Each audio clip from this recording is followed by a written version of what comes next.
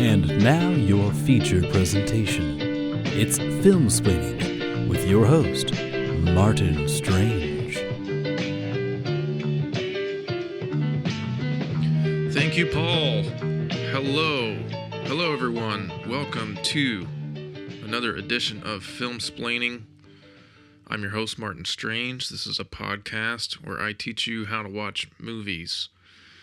If you don't know me, I'm a writer, editor, composer, mainly lifelong film fan, student of cinema, and on the show I talk about movies that I love, why I love them, and why you should love them too. Today is the last episode of Season 1. 13 episodes, here we are, we did it, and it feels great. I'm very excited. If this is your first time listening to this show, please go back and listen to the other 12 episodes that I did on this first season. I'm not sure exactly why I chose 13 as the number. Sort of arbitrary, I guess. Maybe I was thinking of like the Netflix Marvel shows. Those all had 13 episodes in their first season. I'm not sure if I'll stick with that format for the next one. Probably. Maybe I'll do a few less. Turned out to be a lot more work than I anticipated. Yeah, here we are. We did it. If you have followed me on this journey, this 13 episode long season of exploring film and what there is to love about it and discovering new things, looking at films critically, analytically, or for pure entertainment, I thank you if you've been on this journey with me this whole time. It's because of the listeners of this show that I get to continue to do it. Because if it were just me sitting here talking to myself for an hour every week, I'd probably go. So thank you, wherever you are listening to this. If this is the first time, second, third, 13th, I truly appreciate you supporting the show. If you've not already, you can follow the show on Spotify or Apple Podcasts. Just hit that follow button. That way, all these episodes just get immediately downloaded to your library. You don't even have to look for them. They're just there whenever you're ready to. Yeah, and hopefully throughout this experience, you've learned a few things. I know that I've learned more than a few things about myself, myself as a writer, as a critic, as a watcher and enjoyer of movies. And this week's episode is actually one of the ones that I envisioned very early on in the conception of this show. Something I knew that I wanted to. A subject I've been wanting to dive into for a long time and cover, which is film noir. I struggle to define exactly what it is, which is one of the reasons that I chose to try and cover it for this show, because some people would classify noir as a genre.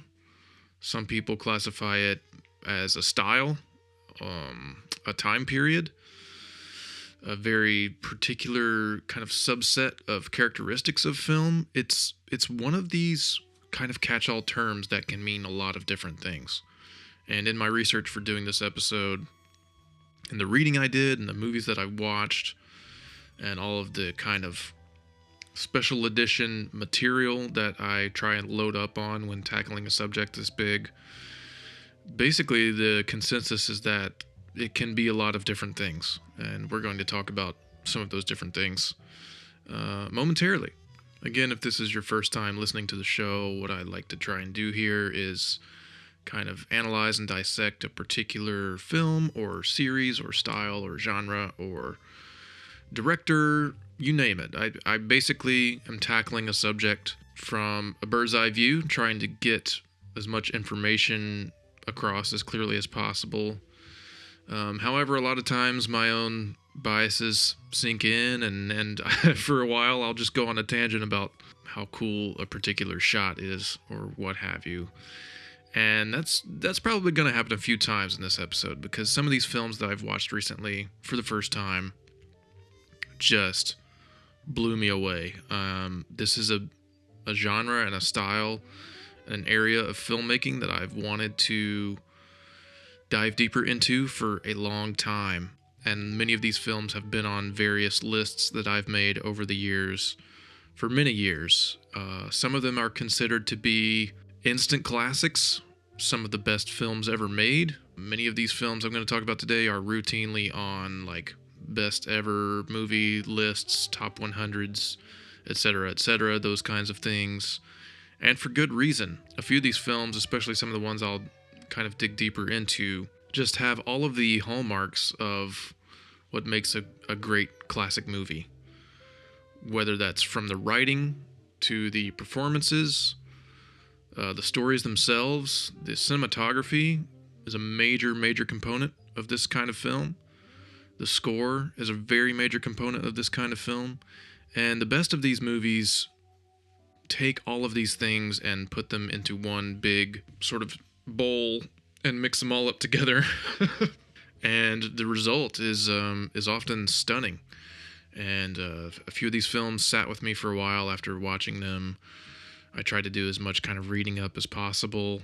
Some books I'll kind of reference a few times, which I checked out from my local library. Again, folks, please go to your libraries and support them.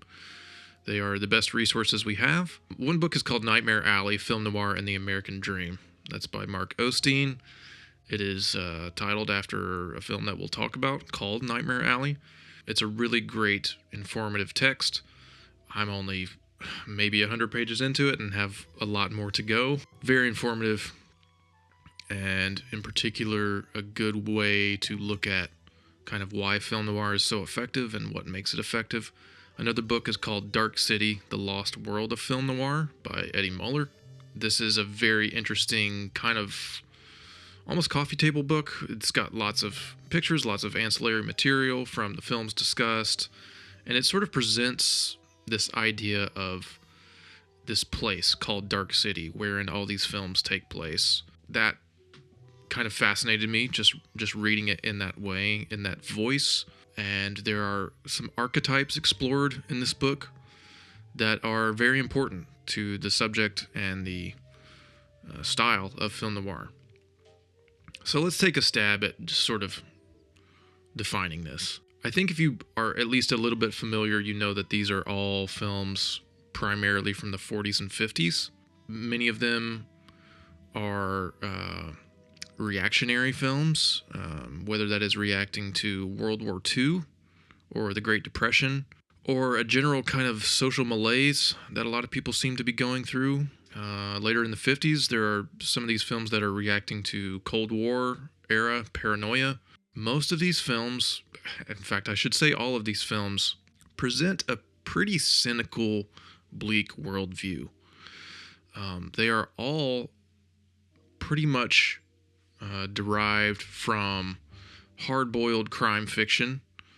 Many of these movies are based on books, pulp novels, often written by authors James M. Cain, Graham Greene, and Dashiell Hammett. Those are kind of the three biggest, probably most well-known hard-boiled crime fiction authors of the time period of the 30s and the 40s, which most, if not all, of these films derive their inspiration from.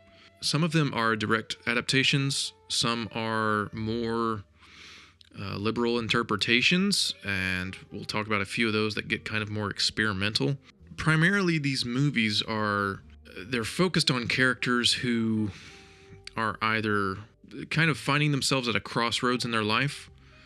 They may be trying to run from a situation or a particular event in their past, and most of the time, those pasts are not really finished with the characters.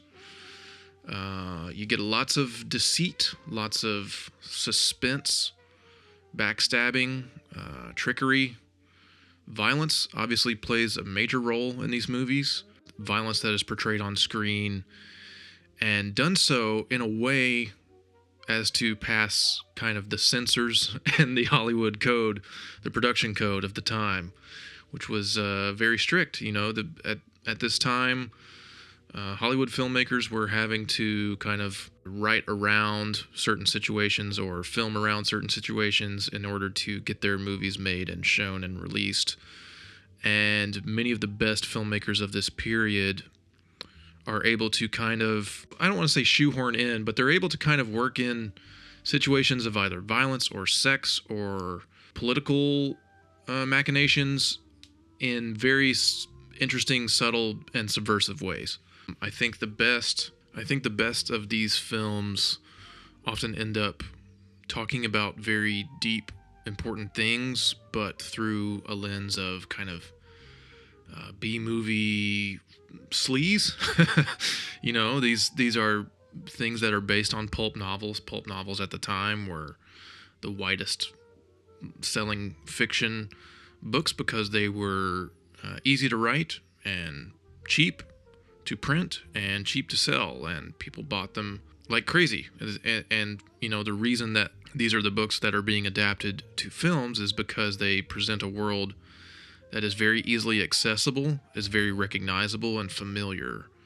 They are full of sex and violence and subterfuge and betrayal and stories that thrill people. And, you know, that this was the kind of currency of the time.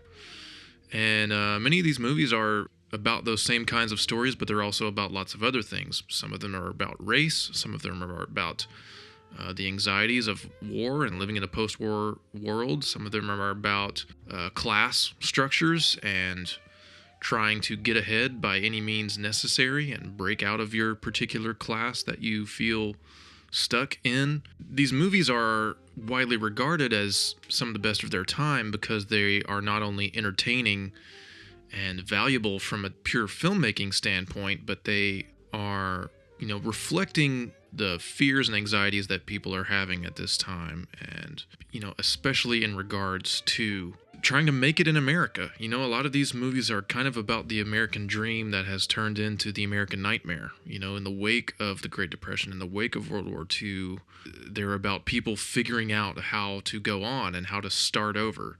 So many of these movies are about people leaving lives behind and trying to start over new lives and finding that your past just sort of follows you around everywhere. You can't really escape it. And many of them are concerned with whether or not you can actually escape your own nature. So many of these movies contain this idea that you can never really kind of turn away from your own identity. Some of them even seem to think that change on a personal and human level is perhaps impossible.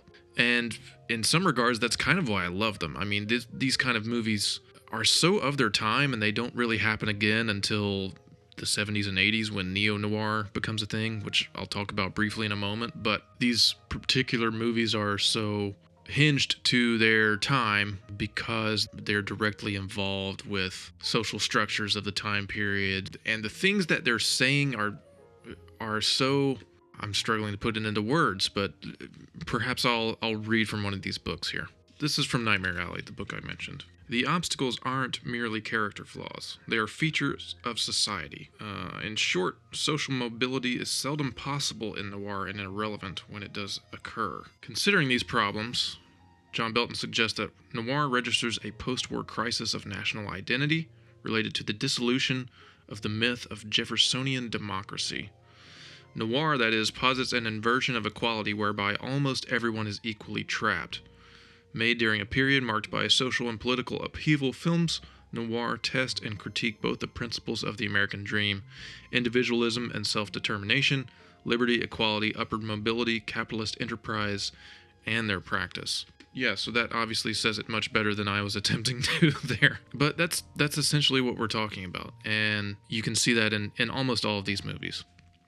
Here are some of the movies I'm going to talk about. And also, I should mention there are some very particular important directors and actors in these movies that end up appearing more than once. So we have The Maltese Falcon, Suspicion, Double Indemnity, Mildred Pierce, Gilda, Notorious, Dark Passage, Nightmare Alley, The Third Man, Sunset Boulevard, In a Lonely Place, Kiss Me Deadly, The Killing. Some others that I didn't quite get to watch that are important that I should still mention. All of these movies I still want to see and hope to see soon. I Wake Up Screaming, Leave Her to Heaven, The Postman Always Rings Twice, The Big Sleep, The Killers, Out of the Past. I have actually seen that movie. I watched it last year. The Big Heat, Niagara, Dial M for Murder, and Touch of Evil. These are like the big kind of heavy hitter noirs that most people will be familiar with who are familiar with this subgenre or style of film. Obviously, there are lots more. I mean, there were hundreds of these movies made between the years of like 41 to 58, I want to say. I mean, that's really kind of the run, if we want to look at it chronologically.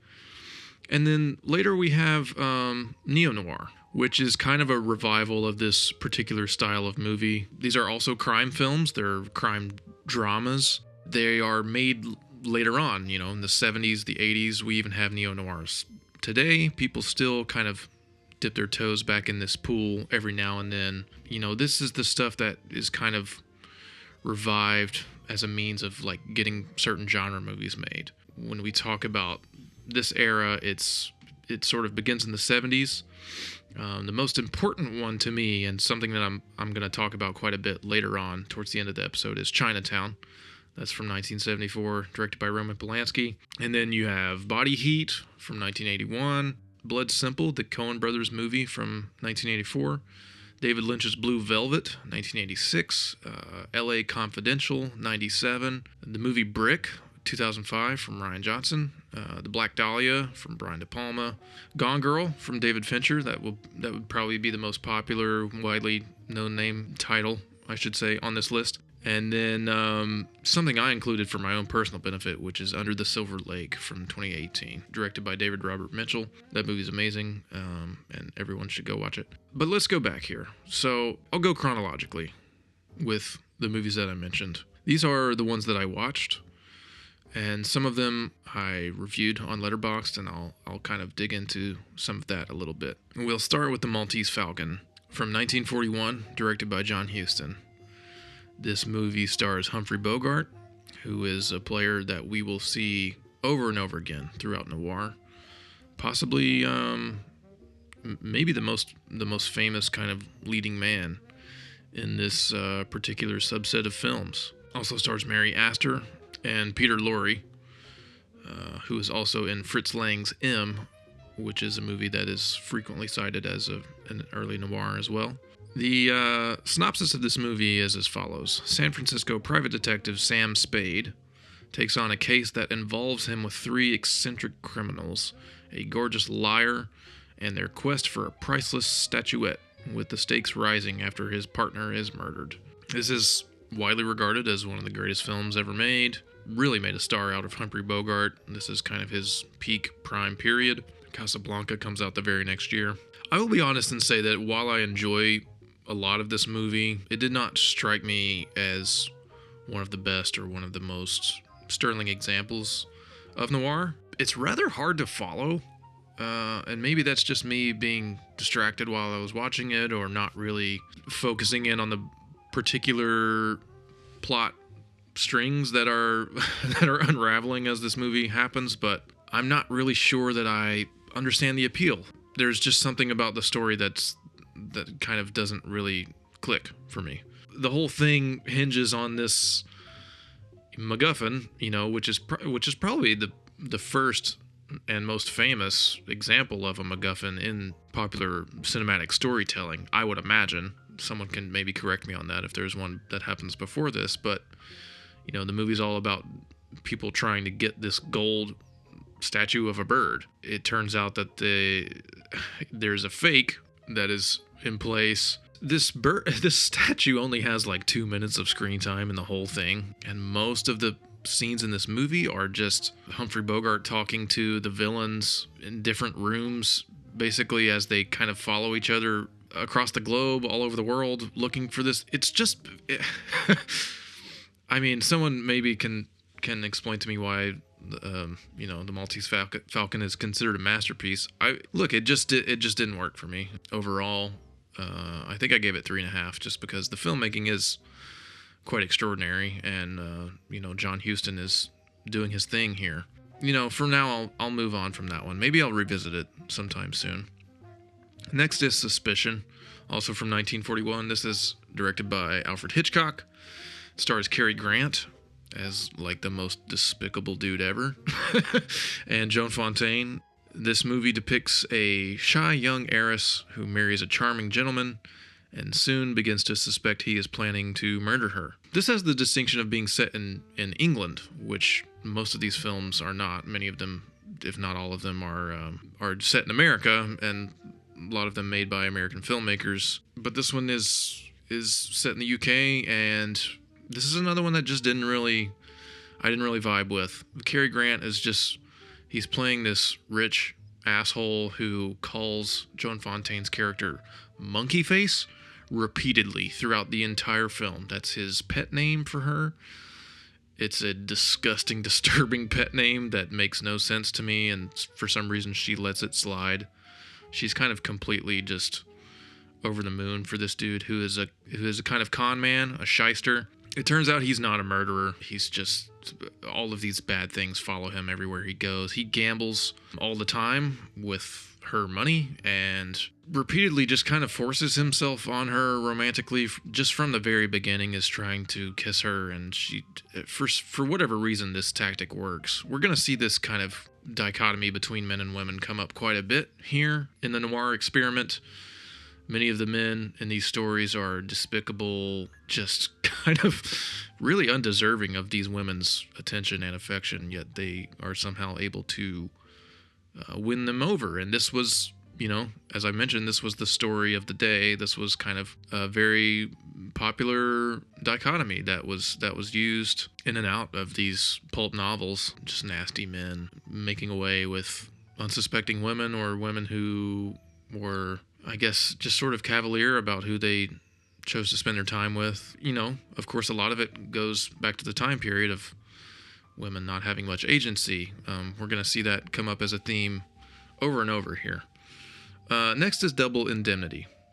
And this movie I loved. This was easily one of my favorites of this whole experiment. One of my favorite discoveries. This movie is from 1944. It's directed by Billy Wilder, who will come up again and again here. He's probably another very famous example of the noir mode of storytelling, along with Humphrey Bogart and Orson Welles. This movie stars Barbara Stanwyck, her incredible performance here, probably her most well-known performance. Fred McMurray as the man who falls for her, and Edward G. Robinson. It goes as follows. A Los Angeles insurance representative lets an alluring housewife seduce him into a scheme of insurance fraud and murder that arouses the suspicion of his colleague, another insurance investigator. His colleague is played by Edward G. Robinson. This movie kind of, I don't know if it invents the trick, but it plays up on the trick of one character describing the actual events of the movie through flashback. We'll see that again very soon in the next film we're going to talk about. But this is another convention of noir. You kind of open the scene or open the film with a scene that's essentially the end of the story, and then we go and relive the actual events of the movie through flashback. This convention obviously gets used 1,000 times over from here on out. I think it's maybe one of the most overused at this point, although it doesn't seem like a lot of filmmakers are doing this these days. But it was very popular for the time period. I guess it lends a sort of air of mystery, and it kind of helps the audience have a way in through figuring out what the actual mystery at the center of the story is. It very clearly establishes a protagonist at the beginning of the story, and then by the end of it, we are sort of left with this idea of, well, can we even trust this protagonist, or was the person we were rooting for actually the bad guy all along? That's something that some of these films do really well. This movie was co-written by Raymond Chandler, a very famous crime novelist, based on the James N. Cain novel. Again, he's a very important author who writes many of the novels that these movies end up being made into. One of my favorite quotes from this movie is when Phyllis, Barbara Stanwyck's character, says, "We're both rotten." This is after the love interest, Walter, has kind of figured out her scheme of murdering her husband, but also leaving him and leaving him with nothing and taking the fortune and running away. Anyway, the quote is, "We're both rotten." And then Walter says, "Only you're more rotten." Yeah, some fantastic dialogue in here. Something that struck me as very interesting while watching this movie was the fact that Walter doesn't even really seem to like Phyllis. He's sort of just like I think he's trying to just sort of rail against society and against his. He seems very devoted to his employer, Edward G. Robinson's character, but he's also like trying to prove him wrong at every other step of the way. I mean, the motivations for this character are kind of shadowy and kind of unseen. I mean, he runs away with this woman and plots with her to kill her husband, and then actually does kill her husband, stages this sort of fake death until, basically a witness, not really a witness, but a person who saw him on a train, kind of disguised as this character, is able to corroborate some evidence that ultimately leads to their capture. But it's just so interesting that this character doesn't really even seem to care that much for this woman who he's basically thrown his entire life away for. I think essentially what this film is trying to get at is that greed is at the heart of everyone's motivations here. And that happens time and time again throughout these movies. It happens in the next movie I'll talk about, which is Mildred Pierce from 1945. This is directed by Michael Curtiz. It stars Joan Crawford in a role that won her an Oscar as the titular Mildred Pierce. Anne Blythe, who plays her daughter. Bruce Bennett, another guy who comes up a few times in noir. This film is about a hardworking mother who inches towards disaster as she divorces her husband and starts a successful restaurant business to support her spoiled daughter. She eventually marries this other guy who's kind of a loaf. Actually, he describes himself as a professional loafer, living off of her money.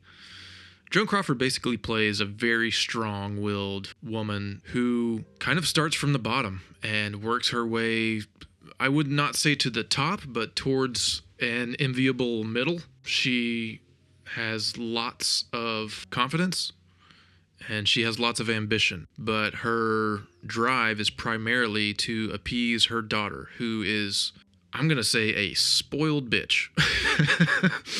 The daughter, Anne Blythe's character, Vita, she turns out to be essentially the villain of this tale. And I don't want to spoil the ending of this movie because it is, while you can kind of see it coming, it's still a really rewarding payoff. Yeah, Vita is ashamed of her mother. She's ashamed of, how she grew up. She becomes obsessed with the way this rich character, the man who Mildred Pierce marries, lives. She wants to live in that way. She even cons a man into paying for a child that she is not actually with. She makes up a fake pregnancy, cons this poor kid out of a bunch of money to pay for the child who is actually non-existent. And meanwhile, Joan Crawford, who is just giving a mind-blowing performance, is still just like kind of slavishly devoted to her. There's a great quote from Ida, who is a character who works with Mildred Pierce in her restaurants, a friend of hers. She says, "Personally, Vita's convinced me that alligators have the right idea. They eat their young." This was another favorite discovery of this whole experiment. I really loved this movie. I loved what it had to say about women at this time and women in the workplace, and also how women kind of destroy each other very often and are competitive and are working against each other, and just top notch all the way around. The opening scene of this is another one of those that kind of sets up the ending of the movie, and then you go and relive the events through flashback. Okay, next is Gilda, another very well-known noir from 1946, directed by Charles Vidor. This stars Rita Hayworth in probably her defining role, I would say, and Glenn Ford as the sort of cad of the story. His name is Johnny. It's about a small-time gambler, Johnny, hired to work in a Buenos Aires casino, and he discovers his new employer marries a woman who is his former lover. This is sort of the kind of betrayal revenge tale that many of these stories embark upon. This was an interesting one to me because in one way it's about Gilda, but really it's more focused on Johnny and his aims at working his way up in this casino, his devotion to his employer, who kind of rescues him at the beginning of the film, offers him a job. This guy's a real piece of shit. These films are filled with men who are just self-absorbed and self-aggrandizing and are only in it for money or greed or valor. When this Johnny discovers that Gilda is his employer's new wife, he basically makes every attempt at controlling her every move. She is, for some reason, devoted to this guy, and she's kind of throwing everything away for him to make him jealous. She invents all of these situations that don't actually happen. She's flirting with other men. Her husband, he's pretty aloof. He's more concerned with his business affairs than with her, although as they gradually spend time with each other, he learns that Johnny is in some way connected to Gilda, and he eventually learns of their previous tryst. And he becomes jealous, of course, and tries to have them killed. This is another one of those that's conflicting for me, because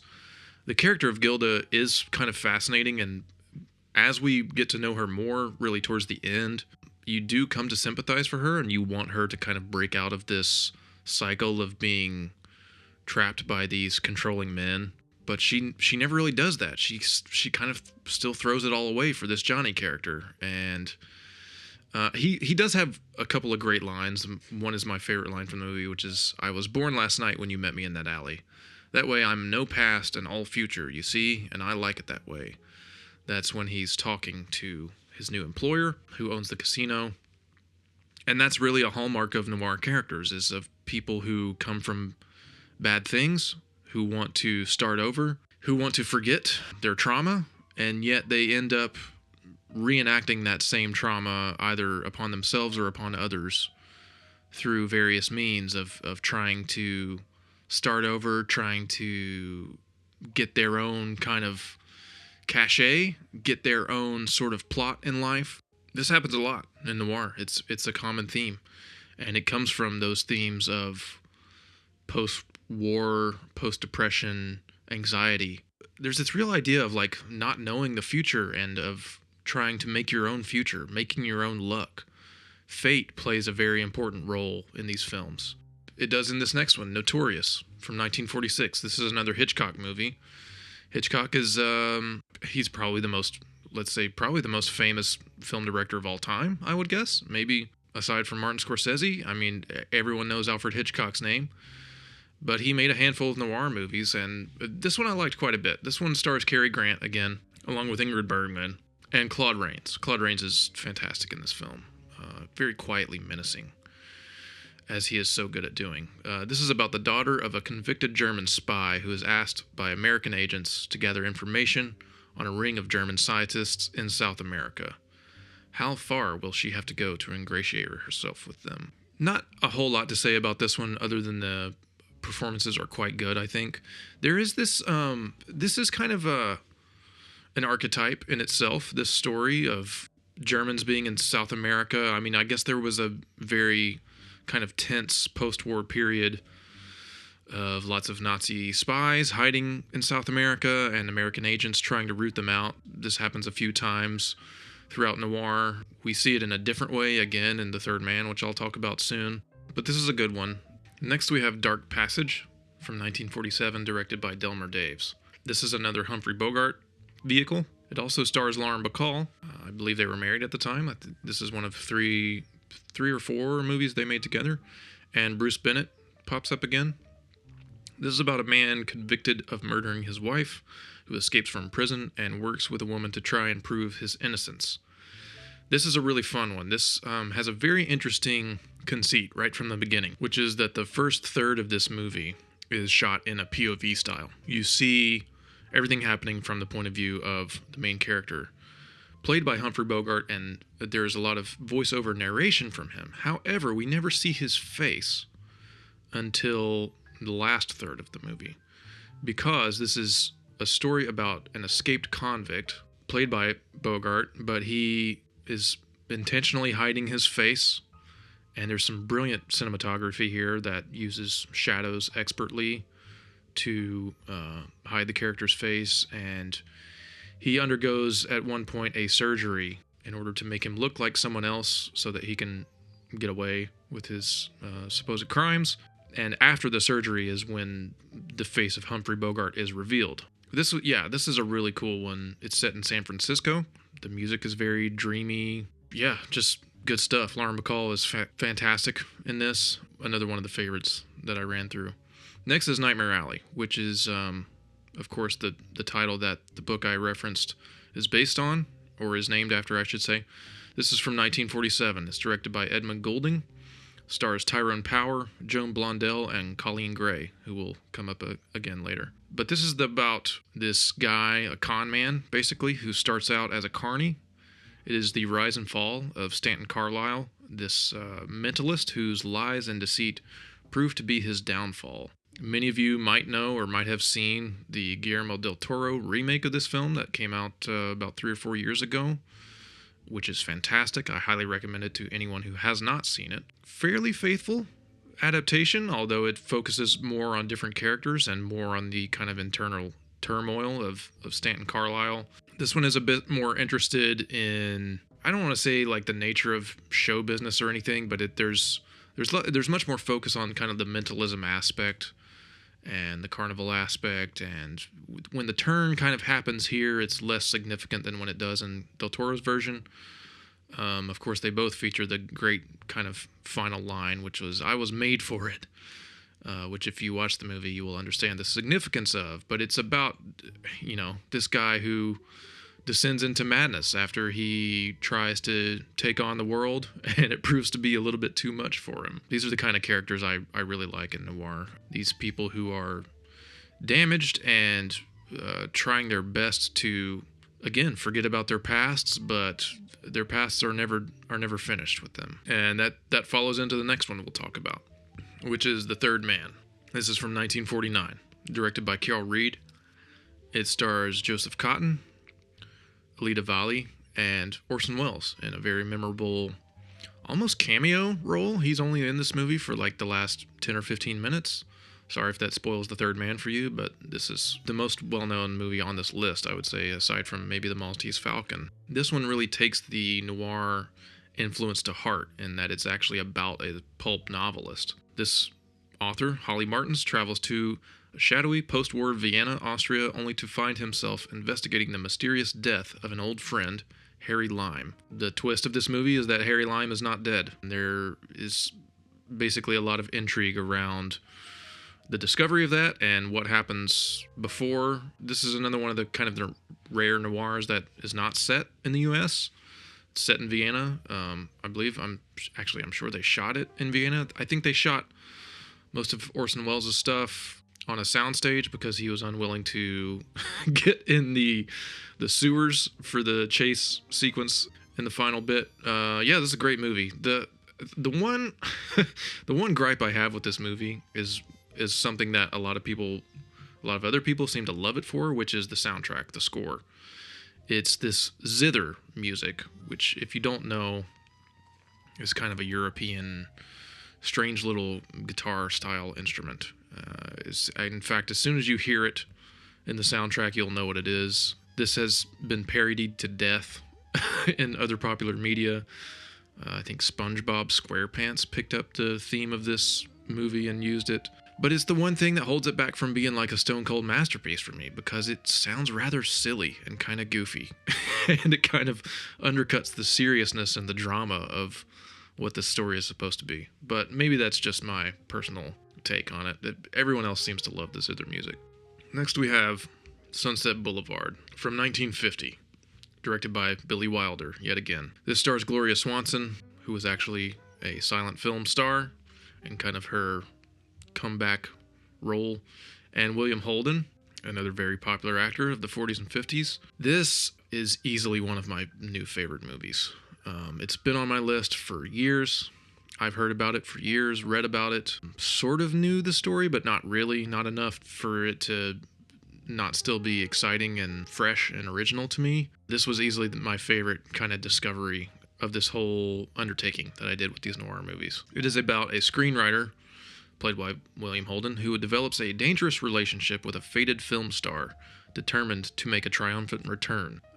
This is easily the most kind of metatextual film noir. It stars a former film star playing a faded film star who is trying to make a comeback. You know, that's about as meta as you can get.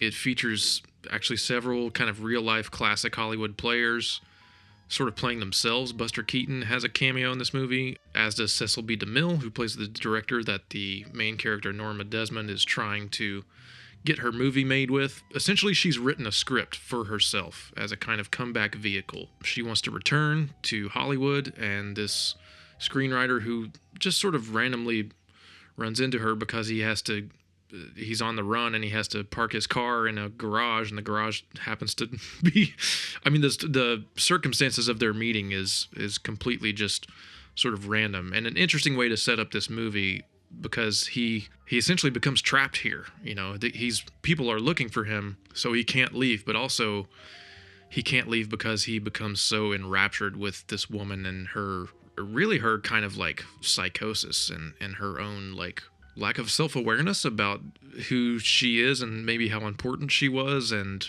she's in this kind of Miss Havisham era of like this mansion has kind of decrepit, and all of these things, all these pictures and photos of her are littering the place. She has a live-in butler, Max, who actually turns out to be a director himself. He was the fictional director who made all of her best movies in the silent era, and she somehow kind of tricked him into, I guess as his career faded along with hers, I'm actually remembering stuff about this movie in real time. They were married, and then she divorces him, but somehow keeps him on as her live-in butler because he's so devoted to her. That just kind of proves the power of this Norma Desmond character.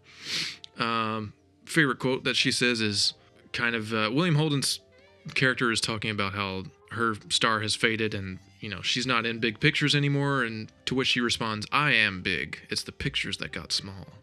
The most famous line, of course, is "I'm ready for my close-up, Mr. DeMille." That's kind of the final closing lines of the film. Fantastic finale. Just, yeah, I wanted to stand up and clap in my bedroom after I watched this movie. I hope I get to see this projected somewhere someday. In a Lonely Place, from 1950, directed by Nicholas Ray. This is another Humphrey Bogart movie, and his co-star is Gloria Graham. She's in quite a few of these as well. This is really interesting because this is Humphrey Bogart's real, like, kind of villain turn. This is kind of his nastiest character that he portrays. Also about a screenwriter. Several of these films were reflecting Hollywood at the time, and filmmakers' anxieties about the business that they were in. It's a potentially violent screenwriter who is a murder suspect until his lovely neighbor clears him. However, she soon starts to have her doubts. So this is another kind of falling in love with the wrong man, guy on the wrong side of history, on the wrong side of the law. He's a drunkard often. He's trying to get easy, quick jobs as a screenwriter. His sort of cachet is failing, and she's a new neighbor who just kind of falls for him. It's been a while since I watched this one, so I won't speak on it too much. This is kind of one of the very earliest ones that I watched earlier this year. But it features maybe the most famous lines from a film noir, other than those of Sunset Boulevard, which is, "I was born when she kissed me. I died when she left me. I lived a few weeks while she loved me." That's a great line, and it's very well known. It's from a character whose name is Dixon Steele, often referred to as Dix Steele, and I am not making that up. That's Bogart's actual character's name. Not a lot of subtlety here. In fact, the next movie I'm going to talk about features a main character named Mike Hammer, and that is Kiss Me Deadly from 1955, directed by Robert Aldrich. Stars Ralph Meeker as Mike Hammer, Marion Carr, and the first, I believe, performance from Cloris Leachman, who you know from being old in lots of movies because she was very popular in her later days. This movie was the most surprising of all these films that I watched. It's fascinating. It is simultaneously a pulpy, just kind of violent noir movie mixed with this very strange, surreal sci-fi picture, and it's the first of these that really seems to kind of meld genres. This is 1955. This is kind of very primetime Cold War anxieties here, and the novel that this film is based on, by Mickey Spillane, has none of this stuff. It's basically like more of a straightforward, hard-boiled pulp crime novel. And the director, Robert Aldrich, adds a kind of... Well, he adds a lot of stuff to this. It's hard to describe this movie, but basically the premise is that in the beginning anyway, this doomed female hitchhiker pulls Mike Hammer, who is a private detective, into a deadly whirlpool of intrigue revolving around a mysterious, quote, great what's-it, end quote. The great what's-it in question is another MacGuffin, much like the Maltese Falcon. It's a case of something, but we don't know what is inside this case. Very much like Pulp Fiction, the case is sort of the engine of the story, ultimately matters very little to the plot of the movie. Because this movie it's really just a rambling, ambling series of scenes from which Mike Hammer flows one to the other. The way this movie shows or doesn't show violence is amazing. It's fascinating.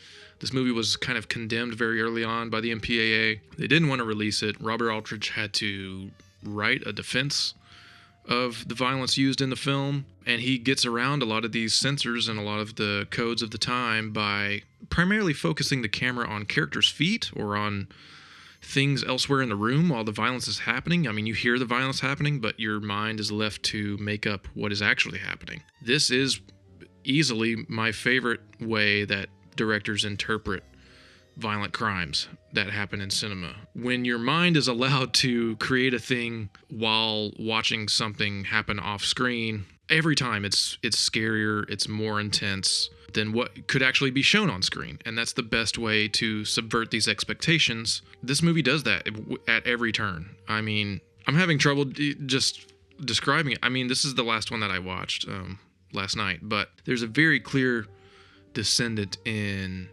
not only Pulp Fiction, but Alex Cox's Repo Man. When we talk about the case and what's in the case, I don't want to spoil anything in this movie for anyone wanting to watch it, because it's quite literally the craziest movie I've seen from the 1950s. And in my mind, it's high art disguised as this kind of pulp B-movie trash. There's so many characters and like scenes that I feel like could come from the pages of Daniel Clowes' 8 Ball, which you'll remember if you listened to the episode on Ghost World way back when. And there's a very, very, very big David Lynch comparison here. I mean, I think he simply must be a fan of this movie, because there are echoes of this movie in Mulholland Drive, in Blue Velvet, and I think most notably Lost Highway. And if you watch this movie and you watch Lost Highway, you will see those. This is the kind of movie that I will return to again and again and again.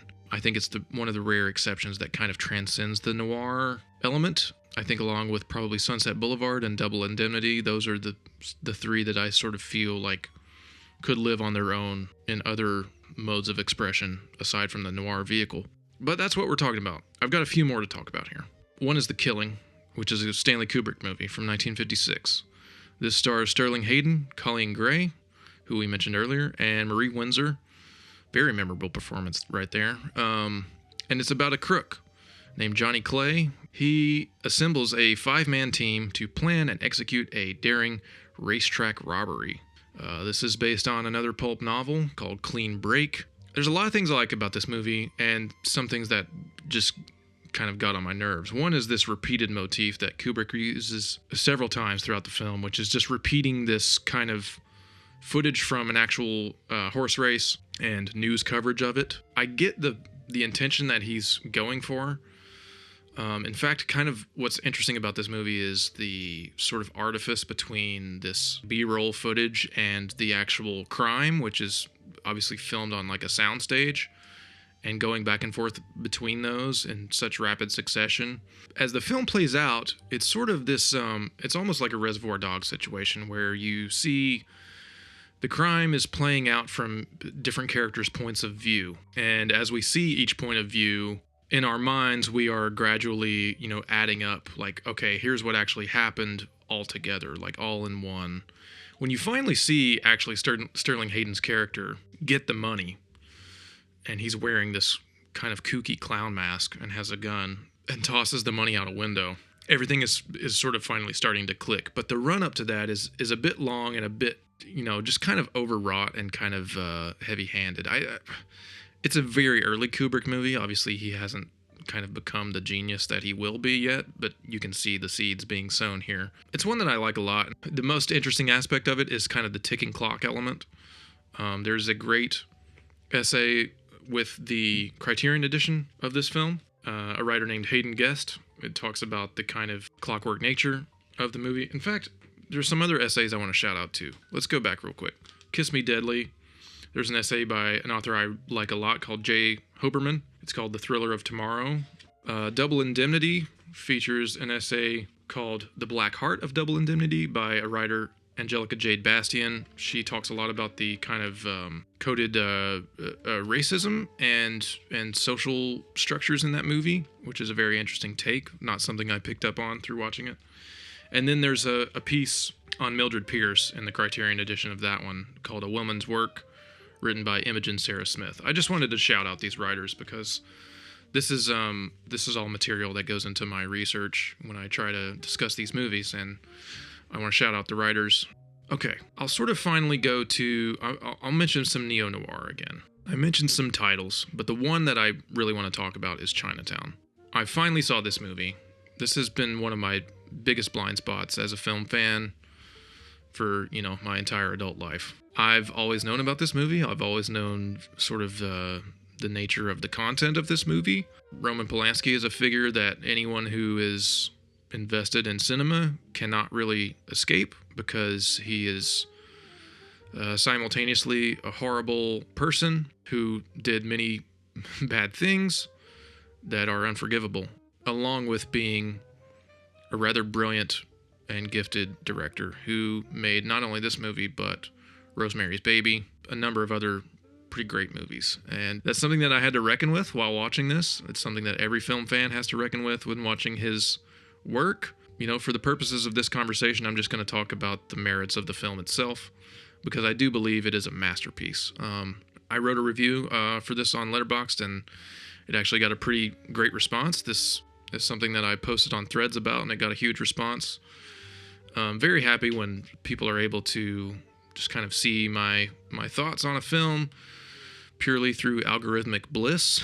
It happens rarely, but when it does happen, it goes a lot towards getting, more followers and more listeners of this show. So if you came here from Threads or from my Letterboxd review of Chinatown, welcome. I'm glad you're here. This film, of course, stars Jack Nicholson, Faye Dunaway, and John Huston as the memorable villain, Noah Cross. It's about, you guessed it, a private detective hired to expose an adulterer in 1930s Los Angeles, who finds himself caught up in a web of deceit, corruption, and murder. This, to me, is the quintessential neo-noir. It takes all of the tropes and all of the conventions of classic noir from the 40s and 50s and updates them to... In a way, it doesn't really update them, because it's still a period piece, right? It's set in the 30s in Los Angeles. This is... I don't know if this is Prohibition or post-Prohibition. I believe it's essentially concerning California's water supply and one crooked man's determination to control that water supply. Man, does this movie have just everything going for it. I mean, the twists and turns that it makes, the performance. Jack Nicholson maybe has never been better than this. This is, obviously One Flew Over the Cuckoo's Nest. Obviously The Shining, Five Easy Pieces, which is one of my favorite films of his. I mean, he's Jack Nicholson, what can be said. But this is maybe the defining performance. This is kind of really where he synthesized all the things that he's good at. I will also say the same for Faye Dunaway. This is easily my favorite performance of hers. And John Huston, although he only has a few scenes, is very memorable. His voice is just titanic. He intentionally mispronounces Nicholson's character, Jake Gittes, as Gits. He does this over and over to fuck with him. The story behind the making of this movie is the stuff of legend. I'll shout out really quick a book that someone on Threads turned me on to. If I'm not sure your username, I can't remember at the moment, but thank you to whoever sent me a link to this book, which is The Big Goodbye, Chinatown in the Last Years of Hollywood by Sam Wasson, another writer I really enjoy. I immediately ordered this book from Thrift Books, and I'm excited to dig into it after I finish Nightmare Alley. But, very troubled production. There's a great episode of the podcast, What Went Wrong, featuring Paul Scheer. It's a classic. The final line is, "Forget it, Jake, it's Chinatown." And once you watch it and digest it, you will understand what that means. This was one of my favorite experiments to do throughout the entire season. I'm going to make a list on Letterboxd of all the movies that I talked about here. I'll include the neo-noir movies, and it's going to be chronological, so you can kind of see how the form shifts and changes from its beginnings to its end. There are other movies, of course, that I didn't even get to talk about. Many of them covered in the Dark City book, which I only made it partly way through. So obviously my list is not going to be comprehensive of every noir ever made, but these are, I think, the most important ones. They are the most recognizable ones. I think they are the ones that illustrate the themes of trying to climb the social ladder, trying to escape one's past. There's a dreamlike quality to the best of these films. Noir protagonists often find themselves in someone else's nightmare, and that to me is one of the most compelling things that can ever be played out on screen, is how do you escape the worst parts of humanity? Or can you escape the worst parts of humanity? Like I said, there's a nihilistic, bleak outlook here with these films, but it's done in a brilliant way. It's done with intention. And I hope that if you learned anything from this episode, it's that people should watch more movies that were made a long time ago, especially from this time period. There's so much you can learn from them. The craft is still impeccable. The filmmaking prowess from people like Billy Wilder, Orson Welles, and Humphrey Bogart, Peter Lorre and Cary Grant and Alfred Hitchcock, Joan Crawford. You know, there's a reason these people are lauded and celebrated as the best of their time, because they truly were. And hopefully this experiment got you into the idea of noir, and you go and watch some of these movies and form your own opinions. Pick up some of these books from your local library. Read some of these essays that I mentioned. And yeah, I'll just give a final kind of thank you, just acknowledgement of the people who listen to this show. I want to thank each and every guest I had on this show this season. I loved talking to each and every one of you about the films that we talked about. Some very memorable conversations, which I will cherish forever. I cannot wait to discuss more films with you in the future. Season 2 is going to be starting up in September. Today it is mid-June. We're nearing the end of the month. I'm going to take a little time off to sort of collect myself and get back out into the world and do some things that I've been meaning to do, and also planning the next season of the show. I already have 5 to 6 to 7 solid concepts that I'm going to cover. I've been talking to some new folks who are going to come on and be guests during the next season. Some really, really exciting people I'm super stoked to talk about. Of course, I'm going to have some of the guests from this season back again. There's even a possible bonus episode that's going to come at you probably sometime next month. We'll see if that happens. But again, just thank you to each and every one of you who listen to this show. I truly appreciate your patronage. I appreciate your feedback. Please find me online and further discuss films with me.